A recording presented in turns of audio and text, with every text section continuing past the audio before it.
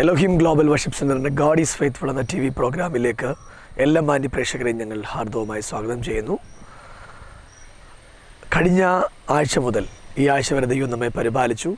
നിരവധി അപകടങ്ങളും അനർത്ഥങ്ങളും നിറഞ്ഞ ഈ ലോകത്തിൽ ദൈവത്തിൻ്റെ പരിപാലനവും ദൈവത്തിൻ്റെ അത്ഭുതവും നമ്മുടെ ജീവിതത്തിൽ നമ്മെ കാത്തു പരിപാലിച്ചു. അനർത്ഥങ്ങൾ തൊടാതെ, രോഗങ്ങൾ തൊടാതെ, സർവശക്തനായ ചിറകിൻ്റെ മറവിൽ ദൈവം നമ്മെ കാത്ത് പരിപാലിച്ച ദൈവത്തിൻ്റെ വിശ്വസ്തതയ്ക്കായി ദൈവത്തെ സ്തോത്രം ചെയ്യുന്നു. ഗാഡ് ഈസ് ഫെയ്ത്ത്ഫുൾ എന്ന TV പ്രോഗ്രാം കാണുമ്പോൾ നിങ്ങളുടെ ജീവിതത്തിൽ അത്ഭുതങ്ങളുടെ ഉയർച്ചകളെ സർവശക്തനായ ദൈവം നൽകട്ടെ എന്ന് ആത്മാർത്ഥമായി നിങ്ങൾക്ക് വേണ്ടി ഞങ്ങൾ പ്രാർത്ഥിക്കുന്നു.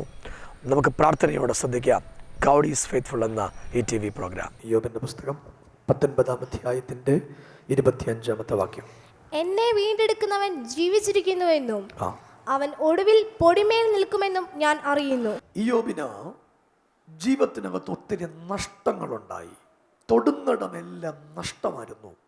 1-2 അധ്യായങ്ങൾക്കകത്ത് നഷ്ടങ്ങളുടെ ഒരു കൂമ്പാരം ജീവിതത്തിനകത്ത് വന്നുകൊണ്ടേയിരുന്നു.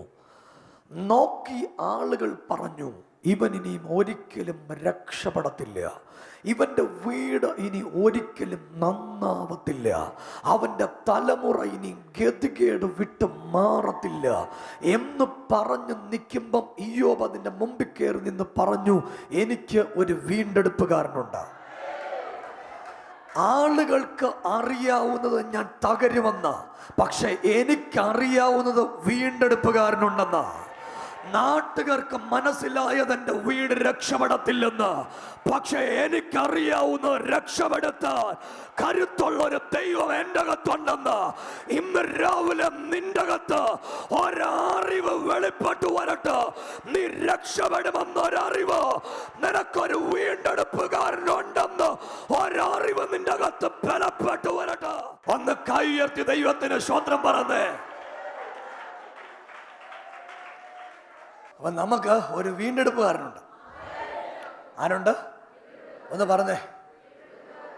നാട്ടുകാരെല്ലാം കൂടെ പഴി പറഞ്ഞാലും വീണ്ടെടുപ്പുകാരനുണ്ട്.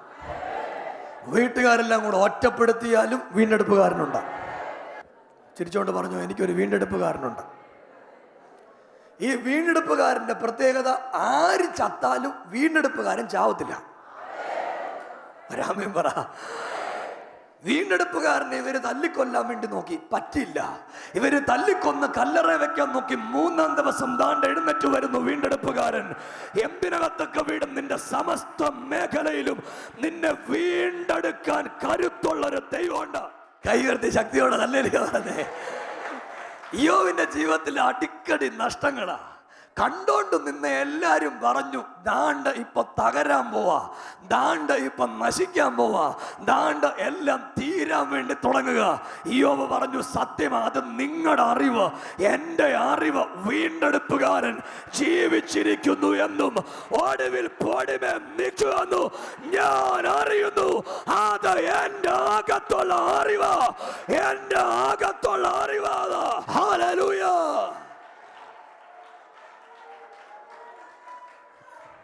ഇയ്യോബിന്റെ അകത്തെ അറിവ്, വീണ്ടെടുപ്പുകാരൻ ജീവിച്ചിരിക്കുന്നു. ഇയ്യോബ് പറഞ്ഞെന്തോന്നറിയാം? എനിക്കിപ്പം നിൽക്കാൻ ശക്തിയില്ലേലും എനിക്ക് വേണ്ടി നിൽക്കുന്നൊരു ദൈവമുണ്ട്. ഇയ്യോബ് പറഞ്ഞെന്റെ ജാമ്യക്കാരൻ സ്വർഗത്തിലുണ്ട്. എനിക്ക് വേണ്ടി ജാമ്യം നിൽക്കുന്നൊരു ദൈവം സ്വർഗത്തിലുണ്ട്. കേസുള്ള ആളുകളോട് ഞാൻ പറയാം, നിങ്ങൾക്കൊരു ജാമ്യക്കാരനുണ്ട്, നിങ്ങൾക്കൊരു ന്യായാധിപനുണ്ട്. അവൻ ഉയരത്തിലെ ദൈവമാണ്.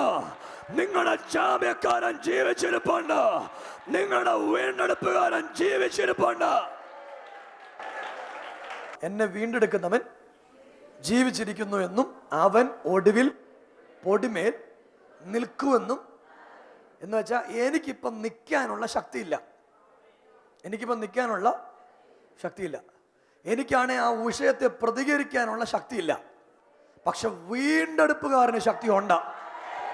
അത് എൻ്റെ അകത്തെ ഒരു വലിയ അറിവാ, എൻ്റെ മനസ്സിനകത്തുള്ളൊരു വലിയ അറിവാ. ഇന്ന് രാവിലെ ഞാൻ പരിശുദ്ധാത്മാവിൽ പറയാ, നിന്റെ അകത്തൊരറിവ് നിന്റെ ജീവിതം മാറ്റും. നിന്റെ അകത്തുള്ള ഒരറിവ് നിനക്ക് അത്ഭുതം നടക്കും. ഞാൻ വ്യത്യസ്തമായ 1-2 അറിവ് പഴയ നിയമത്തിൽ നിന്ന് പറയാൻ പോവാ. ഒരു കുഷ്ഠരോഗിയായിട്ടൊരു മനുഷ്യനുണ്ട്. ആരാമ്യ സൈന്യത്തിന്റെ അധിപനാ മനുഷ്യൻ. ആ മനുഷ്യന്റെ വീട്ടിൽ അടിമയായിട്ടൊരു പെങ്കൊച്ചിനെ പിടിച്ചോണ്ട് വന്നു. ഈ പെണ്ണ് അടിമയാണേലും സുവിശേഷം പറയും. ഈ അടിമ പെങ്കൊച്ച് അമ്മാമ്മയോട് പറഞ്ഞു, അമ്മാമ്മേ, അച്ഛൻ ഇങ്ങനെ ഒരു പ്രശ്നമുണ്ടല്ലോ, ഞങ്ങളുടെ നാട്ടിൽ ഒരു പ്രവാചകനുണ്ട്, പേര് ഏലിശ എന്നാ. ഒന്ന് അവിടം വരെ ചെന്നാൽ യജമാനന് ഗുണം വരും. ഇവിടെ പ്രാർത്ഥിക്കാൻ വന്ന നിനക്ക് ഗുണം വരും, ആരാധിച്ച നിനക്ക് ഗുണം വരും, നിന്റെ വീട് രക്ഷപ്പെടും. നയമാൻ കേട്ട പാടെ കേൾക്കാത്ത പാടെ രണ്ടുപേരെയും പിടിച്ചോണ്ട് അവിടുന്ന് രഥമൊക്കെ പൂട്ടി ഇറങ്ങി. പുള്ളി നേരെ വന്ന്, അദ്ദേഹം ഒരു സൈന്യത്തിന്റെ അധിപനാ, അദ്ദേഹം നേരെ ഇങ്ങോട്ട് വന്ന് അവിടുത്തെ പ്രൈം മിനിസ്റ്ററിന്റെ കയ്യിൽ ഒരു എഴുത്ത് കൊടുത്തു. എഴുത്ത് കിട്ടിയ പാടെ രാജാവ് ഉടുപ്പ് വലിച്ചു കയറി ഒരു സ്വത്രം പറഞ്ഞു. രാജാവ് പറഞ്ഞു, ഈ അരാമ്യ സൈന്യം എല്ലാം കൂടെ യുദ്ധം ചെയ്യാൻ വരുക, സത്യത്തിൽ യുദ്ധത്തിന് വന്നതല്ല. പുള്ളി തെറ്റിദ്ധരിച്ചതാ. കൈ കൊടുത്ത് പറ, തെറ്റിദ്ധരിക്കരുതെന്ന് പറ. എന്ത് ചെയ്യരുത്? തെറ്റിദ്ധരിക്കരുത്. രാജാവ് തെറ്റിദ്ധരിച്ചിട്ട് ഉടുപ്പ് വലിച്ചു കീറിയിട്ട് പറഞ്ഞു, ഇവിടുന്ന് ഇവരെല്ലാം കൂടെ അരാമ്യ സൈന്യം എല്ലാം കൂടെ യുദ്ധം ചെയ്യാൻ വേണ്ടി വരുന്ന വരവാ. ഉടനെ ഏലിശയ്ക്ക് ഫോൺ വിളിച്ചു. ഏലിശ പറഞ്ഞു, ആ കേസ് എൻ്റെ അടുത്ത് വിട്ടേക്ക്. പുസ്തകത്തിലെ വാക്യം, നിനക്ക് അധിക പ്രയാസമുള്ള വിഷയം കർത്താവിന്റെ കയ്യിലോട്ട് കൊടുത്തോ, അവൻ അതിനെ പരിഹരിക്കും. ഏലിശ പറഞ്ഞു, വിട്ട് റെഫർ ചെയ്തേര്, എൻ്റെ അടുത്തോട്ട് റെഫർ ചെയ്തേര്. ഏലിശ ആ റെഫറിംഗ് ലെറ്റർ ഏറ്റുവാങ്ങി. അങ്ങനെ സൈന്യം മുഴുവൻ ഏലിശയുടെ വീട്ടുവാതിക്കലെത്തി. ഒന്ന് കൈ ഉയർത്തി ആമീൻ പറഞ്ഞേ. ഏലിശയുടെ വീട്ടുവാതിക്കൽ രാജാവ് ഇറങ്ങി. രാജാവ് കാര്യം പറഞ്ഞു, കുഷ്ഠരോഗമുണ്ട്. ഈ നയമാൻ ഇങ്ങോട്ട് വന്ന് വിചാരിച്ച എന്നറിയോ, ഏലിശ അവിടുന്ന് ഇങ്ങോട്ട് ഇറങ്ങി വന്ന് ഇങ്ങനെ കൈ കാണിക്കുമ്പോ ഈ പുള്ളിയുടെ കുഷ്ഠം മാറുമെന്ന്. ഏലിശ ഇരുന്നിടത്ത് തന്നെ ഇരുന്നിട്ട് പറഞ്ഞു, യോർദാനിൽ ചെന്ന് 7 പ്രാവശ്യം മുങ്ങണം എന്ന് കേട്ടപ്പോഴേ ആ പുള്ളി പറഞ്ഞു, പിന്നെ ഞങ്ങളുടെ നാട്ടിൽ ഇതിനേക്കാളും സൂപ്പർ നദിയുണ്ട്, അമാനയും പർപ്പരും ഒക്കെ ഞങ്ങളുടെ നാട്ടിലുണ്ട്. ഈ പർപ്പരക്കകത്ത് മുങ്ങി ഇതിനേക്കാളും വിടുതലുണ്ടാകും, അതുകൊണ്ട് മുങ്ങുന്നില്ല. അപ്പൊ ഈ കൂടെ വന്ന സൈന്യാധിപന്മാര് പറഞ്ഞു, എന്റെ പൊന്നു സാറേ, വേറെ ഒന്നും പറഞ്ഞില്ലല്ലോ, ആകെ പറഞ്ഞത് ആ വെള്ളത്തിലിറങ്ങി ഒന്ന് മുങ്ങി പൊങ്ങണമെന്നല്ലയോ. ഏലിശയുടെ അറിവ്, മുങ്ങിയാൽ വിടുതൽ നടക്കും. ഒരാമയും പറഞ്ഞേ. സൈന്യാധിപന്റെ അറിവ് ഞങ്ങളുടെ നാട്ടിൽ നദികളുണ്ട്.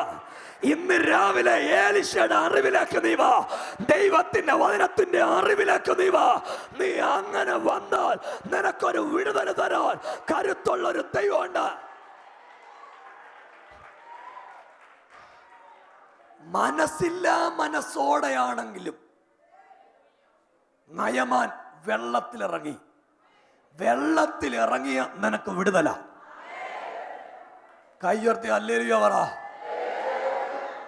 വെള്ളത്തിലിറങ്ങിയ വിടുതല. വെള്ളത്തിൽ ഇറങ്ങിയിട്ട് പള്ളി പോകാൻ വേണ്ടി വെള്ളത്തിൽ ഇറങ്ങരുത്. സ്വത്രം പറഞ്ഞേ. അമ്പലത്തിൽ പോകാൻ വേണ്ടി വെള്ളത്തിൽ ഇറങ്ങല്ല, മോസ്കിൽ പോകാൻ വേണ്ടി വെള്ളത്തിൽ ഇറങ്ങരുത്. വെള്ളത്തിൽ ഇറങ്ങിയാൽ ഇറങ്ങിയവന്റെ കൂടെ ജീവിച്ചോണം.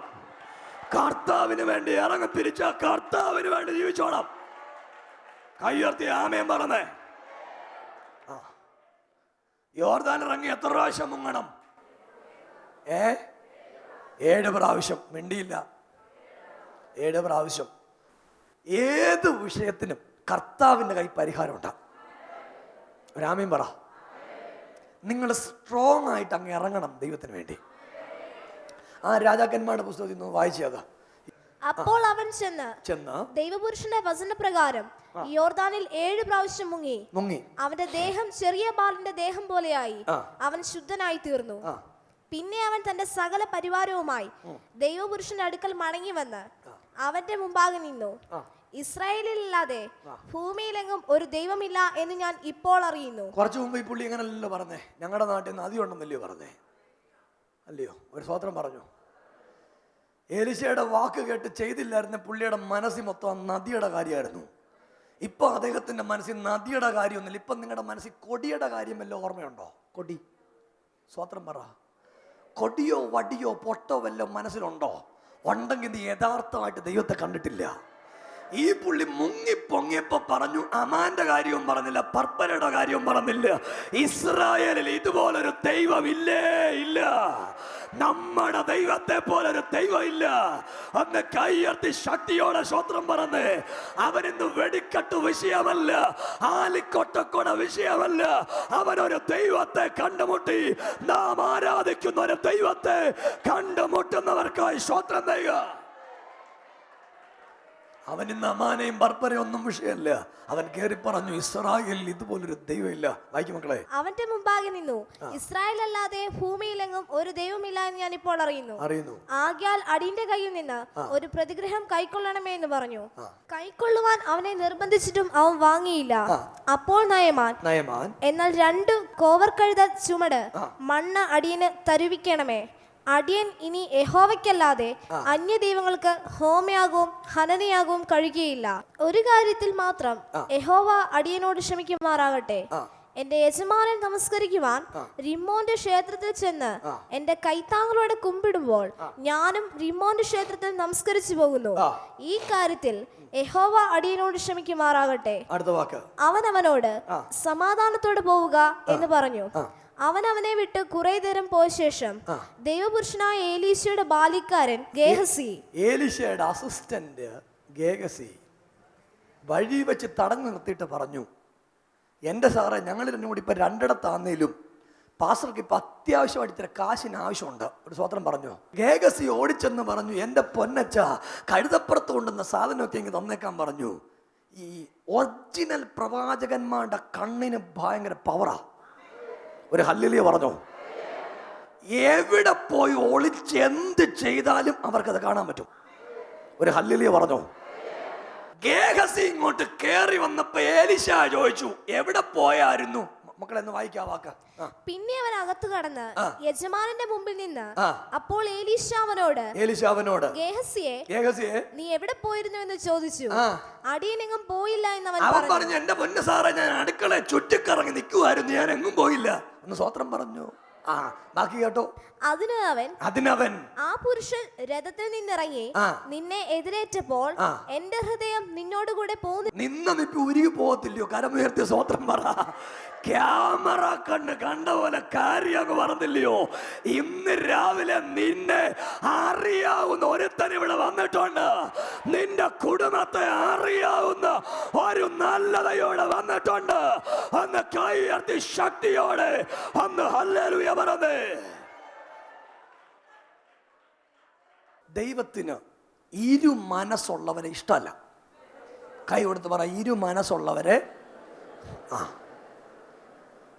അപ്പൊ ഏതായാലും പൊന്നും വെള്ളിയൊക്കെ വാങ്ങിച്ചുകൊണ്ട് വന്നില്ലേ. അന്നേരം ഏലീശ പറഞ്ഞു, ആ കൂട്ടത്തിൽ ഒരു കാര്യം കൂടി ഇരുന്നോട്ടെ, കുഷ്ഠരോഗം കൂടി ഇരുന്നോട്ടെ. ഞാൻ നിങ്ങളോട് പറയാം, നമുക്ക് കുഷ്ഠമുള്ള കാശ് വേണ്ട. ഒന്ന് കൈ ഉയർത്തി സ്വത്രം പറഞ്ഞേ. ഞാൻ നിങ്ങളോട് ആത്മാർത്ഥമായിട്ട് പറയാം, നിങ്ങളെ അറിയുന്നൊരു ദൈവമുണ്ട്, നിങ്ങളുടെ കുടുംബം അറിയാവുന്നൊരു ദൈവമുണ്ട്. ഇന്ന് രാവിലെ ചില കുടുംബത്തിന്റെ തകർച്ചകൾ മാറാൻ പോവാ, ചില വീടിന്റെ പ്രതിബന്ധങ്ങൾ മാറാൻ പോവാ. എല്ലാ പ്രതീക്ഷയും അസ്തമിച്ചു വന്ന നിനക്ക് വേണ്ടി കർത്താവ് ഒരു അത്ഭുതം ചെയ്യാൻ പോവാ. എല്ലാ പ്രതീക്ഷയും തകർന്നു പോയ നിനക്ക് വേണ്ടി ദൈവത്തിന്റെ കരം ഇന്ന് രാവിലെ ചലിക്കാൻ പോവാ. ഉറപ്പുള്ള ദൈവമക്കളൊന്ന് കൈയടിച്ച് ദൈവത്തിനൊന്ന് സ്തോത്രം പറഞ്ഞു. ഈ രാവിലെ നിന്റെ വീടൊരു വിടുതലായി മാറും. ഏലീശയുടെ അറിവല്ല, ഗേഹസിയുടെ അറിവ. പണത്തിന് മീതെ പരുന്തും പറക്കത്തിലൊന്നും ഒരു അറിവുണ്ടെങ്കിൽ അറിവ് സത്യമല്ല. അങ്ങനല്ല. പണം നിങ്ങളെ സഹായിക്കാതെ വരും, നിങ്ങളുടെ ആരോഗ്യം നിങ്ങളെ സഹായിക്കാതെ വരും, നിങ്ങളുടെ ബന്ധങ്ങൾ നിങ്ങളെ സഹായിക്കാതെ വരും. ആ സമയത്തും നിങ്ങളെ സഹായിക്കാൻ യേശുവിനെ പറ്റത്തുള്ളൂ, യേശുവിനെ പറ്റത്തുള്ളൂ. ഒന്ന് വിളിക്കാൻ പറ്റുമെങ്കിൽ യേശുവേ എന്നൊന്ന് വാ തുറന്ന് 2 കൈയും ഉയർത്തി ഒന്ന് വിളിച്ചോ. ഇന്ന് രാവിലെ ഞാൻ നിങ്ങളോട് പറയാ, നിങ്ങളെ സഹായിക്കാൻ, നിങ്ങളെ സഹായിക്കാൻ, നിങ്ങളെ സഹായിക്കാൻ, നിങ്ങളെ സഹായിക്കാൻ ഞാനല്ലാതെ അന്യ ദൈവം നിനക്ക് ഉണ്ടാകരുത്. മീതെ സ്വർഗത്തിലെങ്കിലും താഴെ ഭൂമിയിലെങ്കിലും ഭൂമിക്ക് താഴെ വെള്ളത്തിലെങ്കിലും യാതൊന്നിൻ്റെ പ്രതിമ ഉണ്ടാക്കരുത്, നമസ്കരിക്കരുത്, ആരാധിക്കരുത്. കൈയുയർത്തി ആമീൻ പറഞ്ഞേ. ചില വീടുകളിൽ തുടർമാനമായിട്ട് ശാപം ഉണ്ടാകും. നിങ്ങളോട് ഞാൻ ആത്മാവിൽ പറയാം, നിങ്ങളുടെ പിതാക്കന്മാരിൽ നിന്ന് വരുന്ന പാരമ്പര്യമായിട്ടുള്ള ഒരു ശാപവും നിങ്ങൾക്ക് ഫലിക്കത്തില്ല. സഭ ശരിക്കൊരാമീൻ പറഞ്ഞേ, ശക്തിയോടെ രാമീൻ പറഞ്ഞേ. നിങ്ങളുടെ വല്യപ്പച്ചന് ഡിപ്രഷൻ ഉണ്ടായിരുന്നു, നിങ്ങൾക്ക് വരത്തില്ല, നിങ്ങൾക്ക് വരത്തില്ല. നിങ്ങളുടെ വീട്ടിൽ ബിസിനസ് തകർന്നവരുണ്ട്, നിങ്ങൾ തകരത്തില്ല. ഞാനൊരു അറിവാ പറയുന്നേ, യേശുവിലുള്ള എൻ്റെ ബോധ്യം പറയുക, നിങ്ങൾ തകരത്തില്ല. നിങ്ങളുടെ വീട്ടിൽ ആർക്ക് തൈറോയ്ഡ് ഉണ്ടെങ്കിലും നിങ്ങൾക്ക് തൈറോയ്ഡ് വരത്തില്ല. രാമീൻ പറ, നിങ്ങൾ തകരത്തില്ല. ഇവിടെ മുത്തൂറ്റ് ഹോസ്പിറ്റലിൽ നഴ്സിങ്ങിന് പഠിക്കുന്ന ഒരു മോളുണ്ട്. അവക്ക് ഹോസ്റ്റലിൽ നിൽക്കാൻ പറ്റത്തില്ല, പേടിയാ മനസ്സിലാ. കഴിഞ്ഞ എൻ്റെ മുമ്പലത്തെ ഞായറാഴ്ച ആ മോളെ കൊണ്ട് വന്നു. അവൾ എന്നോട് പറഞ്ഞു, ഞാൻ ഡിസ്കണ്ടിന്യൂ ചെയ്യാൻ പോവാ, എനിക്ക് പഠിക്കാൻ പറ്റുന്നില്ല ചാ, പഠിക്കുന്നില്ല, ഞാൻ തിരിച്ച് വീട്ടിൽ പോവാ. ഞാൻ അവളോട് പറഞ്ഞു, അടുത്ത തിങ്കളാഴ്ച തൊട്ട് ഹോസ്റ്റലിൽ പോകണം, അവിടെ പോയി പഠിക്കണം. ഞാനിപ്പോൾ പ്രാർത്ഥിക്കാൻ പോവാ, നിന്റെ കൂടെ ഒരാളെയും കൂടെ വിടും. എന്നോട് ആരാന്ന്? യേശുവാന്ന് പറഞ്ഞു. ഈ ഞായറാഴ്ച വന്നിട്ട് എന്നോട് പറഞ്ഞു, എനിക്ക് ഹോസ്റ്റലിൽ ഭയങ്കര ധൈര്യമായിരുന്നു, എന്തോ ഒരു പ്രൊട്ടക്ഷൻ ഉള്ള പോലെ തോന്നിയേ. ഒരു പ്രൊട്ടക്ഷൻ നിനക്കുണ്ട്, ആ പ്രൊട്ടക്ഷന്റെ പേര് യേശു. അതെന്റെ ഒരു അറിവാ. ഒന്ന് കൈയടിച്ചു ദൈവത്തിന് ശക്തിയോടൊന്ന് സ്തോത്രം പറഞ്ഞേ.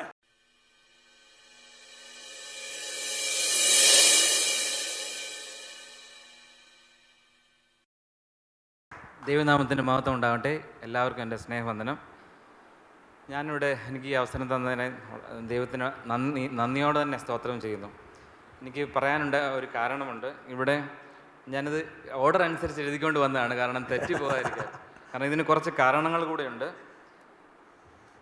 ഒരു ചൊവ്വാഴ്ചയായിരുന്നു ഞാനിവിടെ എത്തി, ദൈവം എന്നെ ഇവിടെ കൊണ്ടുവന്നു. അതെങ്ങനെയാണെന്ന് ഞാൻ പറയാം. അതിന് മുമ്പ് അതിനുള്ള കാരണങ്ങൾ, ഒന്ന്, ഞാൻ ആത്മീയമായി വളർന്നുകൊണ്ടിരിക്കുകയായിരുന്നു. വളരെയധികം എനിക്ക് സുഹൃത്തുക്കളുണ്ട്, ആത്മീയമായ കാര്യങ്ങൾ സംവദിക്കുവാനും ചർച്ചകളൊക്കെ ചെയ്യുവാനും. അതിനിടയ്ക്കുണ്ടായ ഒരു കാര്യം, എൻ്റെ പാസ്റ്ററിനോട് ഒരു അനുവാദം കൂടാതെ ഞങ്ങളൊരു പ്രെയർ വാക്ക് നടത്തി. ബാറുകളുടെ അടുത്തുകൂടെ ഒക്കെ കയറിയാണ് നടത്തിയിരുന്നത്. പിന്നെ വിശകലനം ചെയ്തപ്പോൾ അതാണ് കാരണം എന്നാണെന്ന് എനിക്ക് തോന്നുന്നത്. രണ്ടാമത്തെ കാര്യം, അതിൽ നിന്നൊന്നും ഒരു പ്രേരണ ഒന്നിങ്ങനെ കിടക്കുന്നുണ്ട്. രണ്ടാമത്, എൻ്റെ ഒരു സുഹൃത്ത്, അദ്ദേഹം ഒരു തവണ എന്നോട് പറഞ്ഞു, മദ്യം കഴിക്കുവാനുള്ള ഫ്രീഡം ദൈവം നമുക്ക് തന്നിട്ടുണ്ടെന്ന്. മൂന്നാമതുണ്ടായ കാരണം എന്ന് വെച്ചാൽ, എൻ്റെ ഫാദർ ഒരു മിലിറ്ററി ആണ്, അപ്പൻ്റെ അപ്പനൊക്കെ മിലിറ്ററി ആണ്, അവരുടെ കോട്ടായും ഒക്കെ കിട്ടുന്നുണ്ട്. ഇവർ വൈകിട്ട് വന്ന് മെഷറിങ് കപ്പ് വെച്ചാണ് കഴിക്കുന്നത്, 30 ml 60 ml പോലും. എങ്കിൽ പോലും അത് കഴിഞ്ഞിട്ടൊരു സംസാരമുണ്ട്, നമുക്കത് ചിലപ്പം ടോളറേറ്റ് ചെയ്യാൻ പറ്റില്ല. ഒരു തവണ എനിക്ക് വാശി കൂടിയിട്ട് പുള്ളിയുടെ തന്നെ എടുത്ത് ഞാൻ കഴിച്ച് തിരിച്ച് ഞാൻ സംസാരിച്ചു. അങ്ങനെ ഞാൻ കഴിച്ചിട്ടുണ്ട്. നാലാമത്തെ കാരണം, ഞാനൊരു പ്രൊഫസറാണ്, മെഡിക്കൽ വിഷയങ്ങൾ പഠിപ്പിക്കുന്ന ആളാണ്, ഫാർമക്കോളജിയാണ് എൻ്റെ സബ്ജക്റ്റ്. ഞാൻ കുട്ടികളെയൊക്കെ പഠിപ്പിക്കുമ്പോൾ ഇതിനെക്കുറിച്ചൊക്കെ എല്ലാം പഠിപ്പിക്കുന്നതാണ്.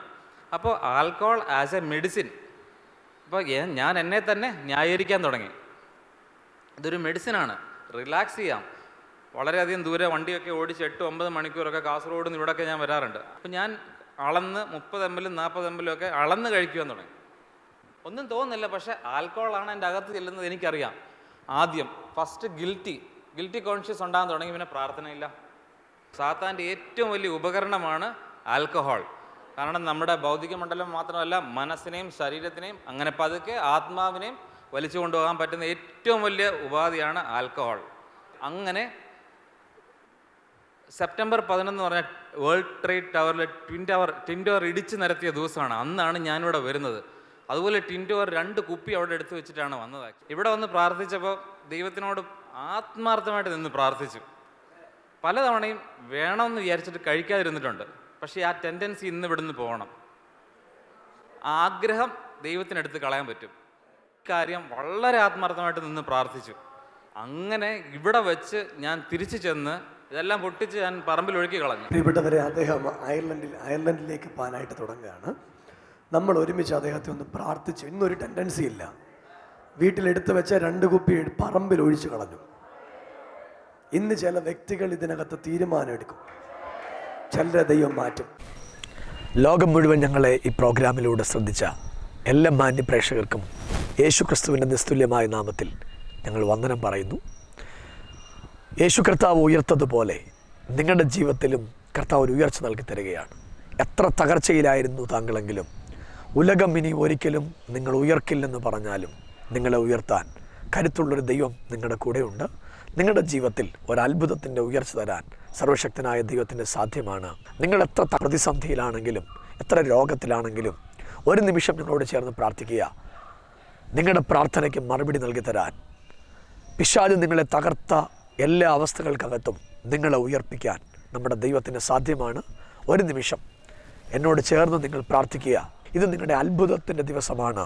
ഇന്ന് എന്നോട് കൂടെ പ്രാർത്ഥിച്ചു കൊണ്ടിരിക്കുമ്പോൾ നിങ്ങളുടെ കുടുംബത്തിൽ പിശാച് കടുംകെട്ടിയ വിഷയങ്ങളെ അഴിച്ചു കളയാൻ നമ്മുടെ ദൈവത്തിന് സാധ്യമാണ്.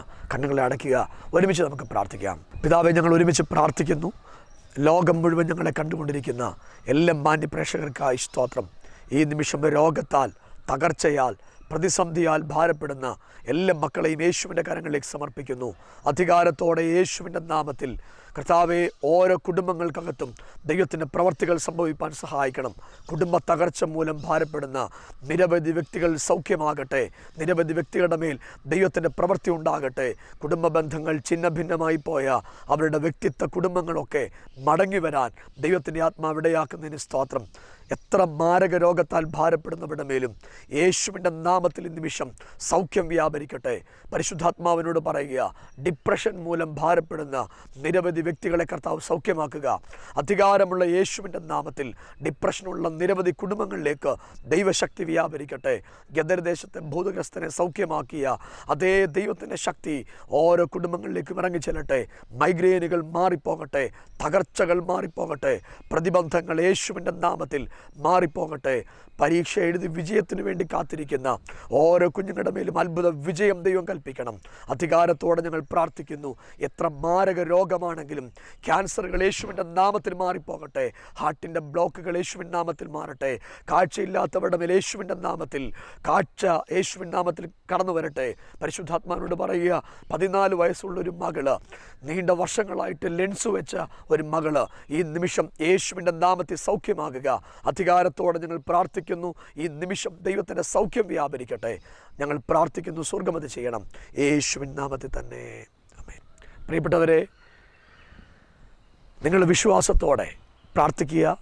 എല്ലാ ഞായറാഴ്ചയും പത്തനംതിട്ട സന്തോഷ് മുക്കിലുള്ള എലോഹിം ഗ്ലോബൽ വർഷിപ്പ് സെൻ്ററിലേക്ക് രാവിലെ 9:30 മുതലുള്ള ആരാധനയിലേക്ക് നിങ്ങളെ ഹാർദവുമായി സ്വാഗതം ചെയ്യുന്നു. നമുക്ക് ഒരുമിച്ച് ദൈവത്തെ ആരാധിക്കാം. നിങ്ങളുടെ കുടുംബത്തിലെ എല്ലാ പ്രതിസന്ധികളെയും കർത്താവ് മാറ്റട്ടെ എന്ന് ഞങ്ങൾ പ്രാർത്ഥിക്കുന്നു. എലോഹിം ഗ്ലോബൽ വർഷിപ്പ് സെന്ററിന്റെ ആരാധനകൾ എല്ലാ ഞായറാഴ്ചകളിലും ചൊവ്വാഴ്ചകളിലും പത്തനംതിട്ട സന്തോഷ് ജംഗ്ഷന് സമീപം റോയൽ എൻഫീൽഡ് ഷോറൂമിന്റെ 1ാം നിലയിൽ നടത്തപ്പെടുന്നു. ഈ ആരാധനകളിലേക്ക് ഏവരെയും കർത്തൃനാമത്തിൽ സ്വാഗതം ചെയ്യുന്നു. കൂടുതൽ വിവരങ്ങൾക്കായി 0422220207 എന്ന നമ്പറിലോ 9446115091 എന്ന നമ്പറിലോ 9188123274 എന്ന നമ്പറിലോ നിങ്ങളുടെ പ്രാർത്ഥന വിഷയങ്ങൾക്കായി ഞങ്ങളെ വിളിക്കേണ്ട നമ്പർ 9447230207 9447860207. Our website www.elahimgwz.com.